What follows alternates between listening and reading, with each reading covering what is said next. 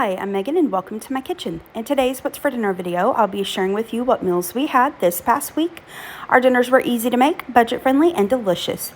So if you're looking for some weeknight meal ideas for your family, just keep watching.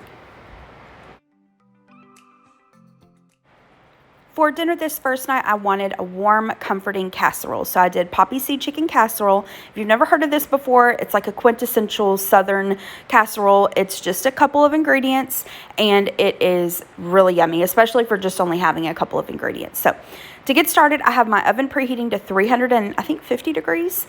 And to this bowl, I'm going to add in a can of cream of chicken soup. You could use whatever cream of blank soup you like. You could also do homemade. To that, I'm going to add in this sour cream, and I'll have the recipe in the description box below, by the way, for you. And I've made this several times where I've subbed Greek yogurt for the sour cream. Turns out just fine. To the sour cream and soup, we're going to add in the poppy seeds and then season this to taste with some salt and pepper. Tonight, I decided to add in some garlic powder, and it was really good, so I think I'd add that again. I'm going to give that a good mix, and then we're ready to add in our chicken. Now, this is a great way to use up leftover chicken. You can do a rotisserie chicken. You can, boil or bake up some chicken. I had a bag of this frozen diced chicken. I got this at Kroger, and I just popped it in. It was still frozen, and I mixed it in with the soup mixture. So once we've got that mixed in, we're going to add that to a greased baking dish, and I am having the recipe so it does like a 9x9, but to do a full recipe, it'll make a 9x13. I'm going to spread that mixture out and then set that to the side. Next, we're going to get started on the buttered crackers. So I've got a sleeve of Ritz crackers and then some butter. I'm going to pop a few tablespoons of butter into the microwave and let that melt. While it's melting, to crush up the crackers, really you can do this however you want. Give it to your kiddos, have them do it while you're making dinner, or you just take out your anger and aggression, especially if you've had a bad day. I just like to beat the tar out of it with a measuring cup. And then, it gets it done. So once I've got those crushed up, I'm going to add them to the melted butter, give that a stir, and then we're going to top our casserole with that. Now, like I mentioned, I have the recipe for like the chicken mixture, but I use a whole sleeve of crackers, which you would do for like a 9x13, because I really like the texture of the crackers. So I like it pretty extra crackery, if that makes sense. Okay, so I'm going to pop that into the preheated oven, and you'll just bake this for like 25 to 35 minutes. And once it's bubbly and golden brown, you're done. And I forgot to mention this earlier when I was talking about the chicken. Whatever chicken you use, you do want to make sure it's cooked, though. If you are using raw chicken, of course, you would need to adjust the cooking time for the casserole and make sure you cook it until the chicken is at least 165 degrees internal temperature. For my side dish, I'm just doing some easy sauteed green beans. So in this skillet here, I've got some water. I did put a little salt in this. Once it's at a boil, I'm going to add in my green beans. I covered it with a lid, and I just steamed them, or boiled them, I guess, rather, for maybe about 3 to 5 minutes. Just depends on how done you like your green beans. So once they're done to my liking, I'm going to drain them really, really well with the water, wipe out all of the excess water in the skillet, add in a little bit of oil to that skillet, and I'm going to turn the heat back up to about medium. Once the butter's melted, I'm going to add the green beans back in, and then really you can add whatever seasonings you like. Tonight I'm keeping it pretty simple. I'm just going to do some minced garlic, salt, and pepper. Give that a toss, and then we're just going to saute these for maybe another 3 or 4 minutes or so. Once they're done, as a final little touch, you can squeeze in some fresh lemon juice. That's really yummy, but I forgot to do it this night. But here are the finished green beans, simple but delicious. Now, I've heard in all the years that I've made this casserole, I've heard of people either serving it over or alongside just some steamed white rice. Never tried that before, but I had a little bit of minute rice that I needed to use up. So I went ahead and cooked that up and just cooked it according to the package instructions. All right, here are the plates. So we've got the casserole, the rice, and the green beans, and this was delicious. And both Gary and I really loved the casserole along with the rice. It was really yummy. So I will definitely make that again, and I recommend you give this recipe a try. It is delicious, it's comforting, it's budget friendly, and your family will love it. For dinner the next night, I made Outback Steakhouse's Alice Springs chicken, or my version of it anyway. To get started, I'm going to do the potatoes, get those going. I've got this bag of little baby potatoes. I'm going to add some oil. I think this is just canola oil. You just want to use just a plain flavored oil. And then I'm going to do some dry ranch dressing mix. So I quartered the potatoes. If they were really small, I either cut them in half or left them whole. Drizzle them with the oil and toss them with the dry ranch dressing mix, and we'll get these into the air fryer tonight. You can totally cook these in the oven. While the potatoes are cooking, I've got the air fryer at 400 degrees. I'm going to saute up my mushrooms. So in this skillet, I have like maybe a half a tablespoon of butter with the sliced mushrooms, some salt and pepper. I'm going to cook those until the mushrooms are tender and set those to the side. If you don't like mushrooms, just skip this part. For my other side, I'm just doing some simple asparagus. I've got some asparagus that I washed and trimmed. I'm going to drizzle it with some oil and then season it up with some Auntie Nono's everything seasoning. This is not like an everything but the bagel seasoning. It's called an everything seasoning because you can really use it on everything. It's got like salt, pepper, garlic, I think some onion in there. So it's a really good basic seasoning. I do have a code for Auntie Nono seasonings. I'll put that down in the description box below if you're interested. So for the chicken, I believe the oven is preheating to 375 degrees. I have some chicken breasts in a grease casserole dish. I'm going to season up both sides of the chicken. You can use whatever seasonings you like. I really like to use the Kinder's barbecue blend seasoning or a barbecue seasoning, but again, use whatever you like. I'm going to add just a little bit of salt and then some pepper, and again, season both sides of the chicken. We're going to pop this into the preheated oven, and you'll want to bake this until the chicken is at least 165 degrees internal temperature. How long that takes really just depends on your oven and how thick your chicken is. I would say maybe about 20 to 25 minutes, and then check it. Like I said, make sure it hits 165 degrees.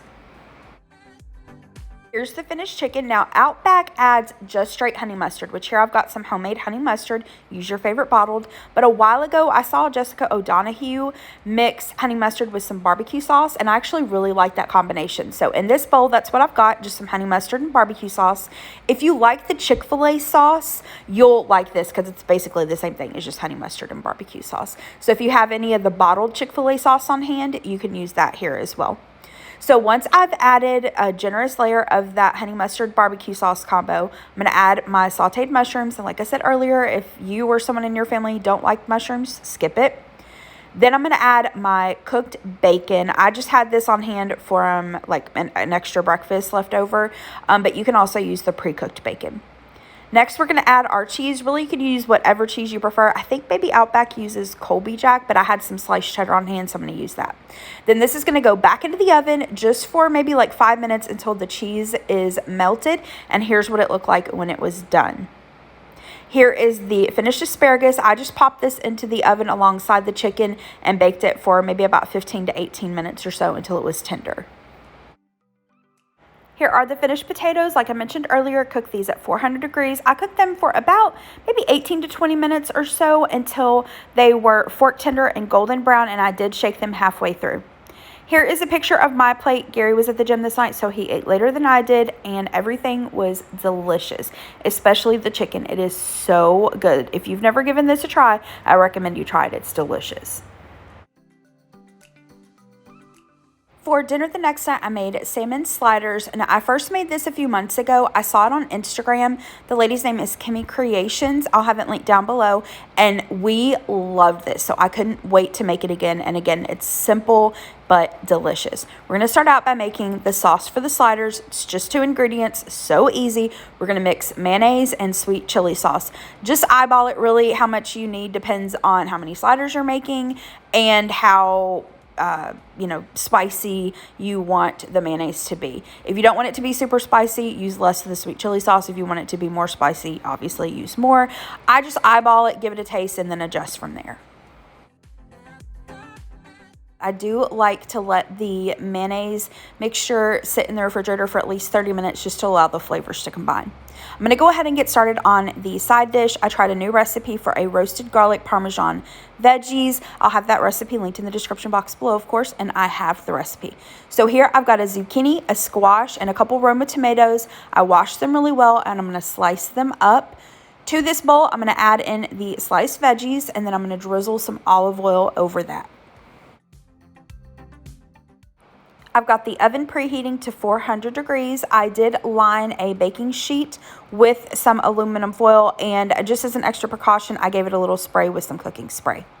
To the veggies, I'm going to add in some minced garlic, Italian seasoning, salt, and pepper. I'm going to give that a toss, and I allowed it to sit and kind of marinate while the oven preheated.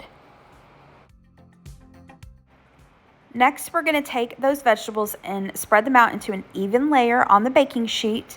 And the last step is to add some freshly grated Parmesan cheese. Now, I happen to have this on hand, but honestly, if you only have the grated Parmesan, the stuff in the green can, just use that. We're going to pop this into the oven and bake this for about 25 to 30 minutes until the vegetables are tender and the Parmesan is golden brown. And you can broil this for a minute or two if you want to get the cheese kind of extra brown. For the slider rolls, use your favorite. I really love the Hawaiian rolls, but you have to slice those. These Pepperidge Farm Hawaiian slider buns, they're already sliced. So I'm going to toast those up in a skillet with a little bit of butter, and once they're golden brown, I'm going to set those to the side. For the salmon, all I did was took a salmon fillet and cut the salmon into little squares that would fit on the slider buns. To season these up, you can season them however you'd want. This is the combination. I think I used this the last time and we really enjoyed it, so I stuck with it. I'm going to use the Kinder's brown sugar garlic seasoning and the Auntie Nono's seafood seasoning. I am also going to rub the salmon with a little bit of oil and just season both sides, and then we'll get those cooked up. I've got a little bit of oil and a little tablespoon of butter in this skillet. I cooked it over about medium-high heat, and I just seared the salmon on both sides. Now, I cooked this for about 3 to 4 minutes per side. We do like our salmon a little on the medium rare side, so you'll just need to adjust the cooking time based on how thick your salmon is and how you like it. If you like it more well done, you'll of course need to add a couple minutes of cooking time to it. But once it's cooked to our liking, I'm going to set those to the side. And look how brown the outside of the salmon gets. So good. You can also bake these in the oven if you don't want to do it on top of the stove, or you can cook these up in the air fryer. Here are the finished plates. So to serve the salmon sliders up, all I did was take those toasted buns, add some of that sweet chili mayonnaise, add a little lettuce, some sliced Roma tomatoes, the salmon fillets, and that's it for the sliders. And then we've got the roasted garlic Parmesan vegetables, and this dinner was delicious. It was a perfect summertime meal. So good. The next day was my little brother's 8th grade graduation, so we went to that, and then afterwards we had a late lunch, early dinner. He chose Wingstop, which Gary and I hadn't been there before, but we really enjoyed it. I'd go back. I forgot to get a picture there. I apologize, but I had their chicken tenders and fries, dipped my chicken tenders in honey mustard, dipped my fries in their ranch, and I do have to say their ranch is good. I know everybody talks about their ranch. It's delicious. Gary had their buffalo and garlic Parmesan wings with some fries. It was really good.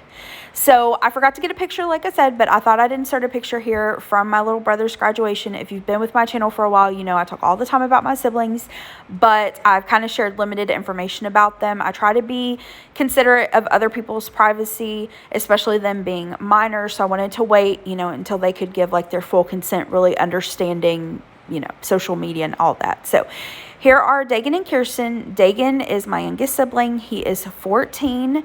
And Kirsten is my youngest sister. I do have a middle sister, and she is 16, about to be 17. And I am just in denial about how old they are and how big they've gotten.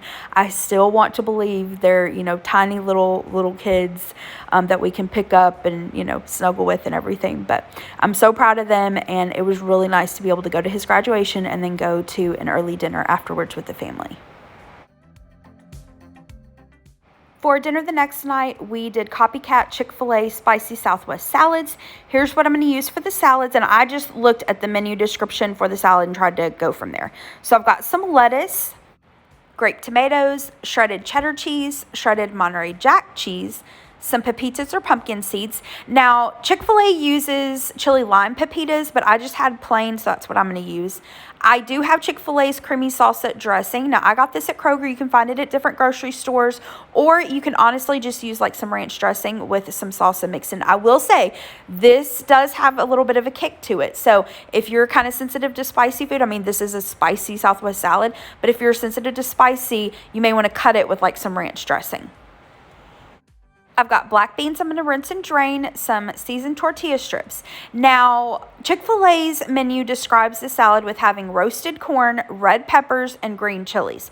I had a can of this Mexican style corn, which is corn, red peppers, and green chilies, so that's what I'm going to use. I'm just going to drain it. I didn't roast the corn. It's fine, but you can use roasted corn if you have it and would prefer to do so.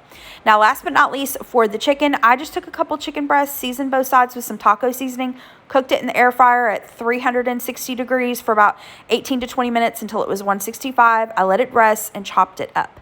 So to assemble the salad, I just laid down my lettuce, the tomatoes, the cheese, the pepitas, the tortilla strips, the corn, black beans, and added the chicken, tossed it with the salad dressing, and this was a light but delicious, delicious dinner. For dinner the next night, just grilled up some easy burgers. Here's what I'm going to use for the hamburgers. I have some hamburger patties. I just picked these up at Target. You can, of course, form your own. I have some sliced cheddar cheese and then these brioche hamburger buns. And to season the hamburger patties, use whatever seasonings you prefer. I'm using the Steak and Shake seasoning.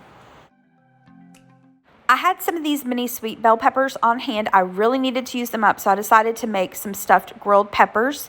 So here are those peppers. I'm just going to slice them in half and remove the seeds and membranes.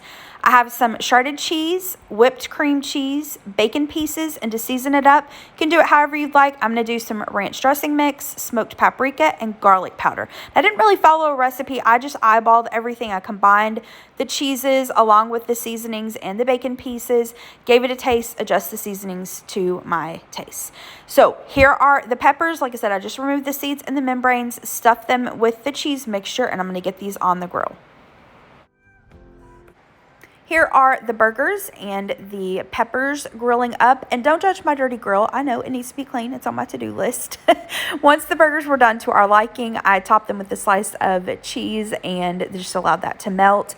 Here are those baby peppers. They were so, so good. For the other side dish, I made a pea salad. I do a couple different versions of this, but I'll have the recipe that I kind of loosely follow in the description box below. I think it's from the Southern Lady Cooks or something like that. All right, here are a picture of the plates. They are shown separately because Gary ate later than I did. He was at the gym this night. Just took those buns, added our desired burger toppings, and then served up the pea salad and the peppers, and this was a delicious dinner. The next day, Gary and I went to this little farmer's market outside of Nashville. It's in like the southern part of Nashville in the Franklin, Tennessee area, if you're familiar with that. So I decided to make us a snacky dinner while we watched a movie with some of the goodies that we got. So here are some of the things that I'm going to make. So first up, we got this strawberry jalapeno homemade jam, and it is so yummy. So I decided to do some whipped cream cheese and crackers. We also picked up these bread and butter pickles. I'm going to serve those. Gary loves bread and butter pickles. We got this basil pesto sourdough bread, and the lady let us try this, and it was amazing, delicious. So I decided to do a bruschetta with some of the homegrown tomatoes that they had. Next up, I've shown before on my channel that we really love to do like crostini with honey goat cheese, prosciutto, and usually I use fig jam, but we got this apple butter, and I know a lot of people will pair like apple butter and goat cheese and prosciutto and do that kind of combination, so we're going to give that a try. And I have this loaf of bread that I got from Target. Need to use that up. So all I'm going to do is slice up the bread and get that on a sheet pan, get it in the oven. I cooked it at like 350 degrees until the bread was toasted. Now, for the bruschetta or the bruschetta topping, I just eyeballed it. I cut up some of the tomatoes we got from the farmer's market. I didn't seed them. I should have because they were super juicy. So after this, before I served it, I did drain off some of the water. But I chopped up the tomatoes, added some finely diced red onion, salt, pepper, a little bit of olive oil, and then some freshly chiffonaded basil. And I just stirred all of that up and allowed it to sit out on the counter and kind of come together and marinate while I, toasted up the bread and got everything put together. And sorry, one more thing I forgot to mention. I added some minced garlic to the bruschetta. Okay, so here are the goat cheese crostinis. I just slathered some softened honey goat cheese on the crostini, added some of the apple butter, added the prosciutto, and then right before I served it, I drizzled it with some of the Trader Joe's balsamic glaze. Delicious, amazing. The apple butter paired so well with it. That was delicious. All right, here's the whipped cream dip. All I did was took some of the softened whipped cream cheese, added it to a bowl, added some of the strawberry jalapeno jam, and we're going to eat that with crackers. I also decided to serve some of the strawberries that we got at the farmer's market with our little snacky dinners. So here are the plates. I just set out an assortment of what I showed you that I made and what we got, and this was delicious. And we just sat and snacked while we watched the new Nike movie with Ben Affleck and Matt Damon in it. It was really good. All right, so for our dessert, we had also stopped by a little Hispanic market, and I asked the gentleman to give us a couple of his favorite pastries. I know he said the one on the right, I believe, was called Conchas. I apologize if I'm mispronouncing that. I can't remember what the one on the left was called, but I do remember he said that it had cinnamon on the inside. So we just ate that again while we watched the movie, and that was our dinner this night. All right, that is it for this week's video. Thank you so much for watching. I hope you liked this video. I hope you got some new dinner ideas from it. If you liked it, hit the thumbs up button below and subscribe to my channel if you're not already. I hope you have a great rest of the day. Thanks so much. Bye-bye.